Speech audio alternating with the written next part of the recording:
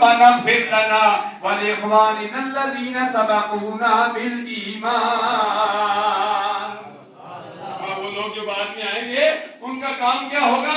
صاحب ایمان والوں کے لیے دعا مانگیں گے. والذین جاءوا من بعدہم، یا الہ العالمین جو بعد میں آئیں گے یقولون ربنا اغفر لنا، یا الہ العالمین تو ہمیں بھی بخش دے، وَلِإِخْوَانِنَا الَّذِينَ سَبَقُونَا بِالْإِيمَانِ، یا اللہ جو ایمان کے ساتھ سبقت لے گئے ہیں ان کو بھی بخش دے. میں دعا کرتا ہوں اللہ تبارک و تعالیٰ میری بھی بخشش فرمائے، آپ کی بھی بخشش فرمائے، اور جن کا آج اس مبارک ہو رہا ہے اللہ تبارک و تعالیٰ ان کے بھی بخشش فرمائے. یقینی طور پر جو اس رمضان شریف میں جاتے ہیں، رمضان شریف میں جن کی روح کف سے انسی سے پرواز کرتی ہے، حدیث مصطفیٰ میں بڑی فضیلت ہے، لیکن میں صرف سیدھا پوائنٹ دے رہا ہوں.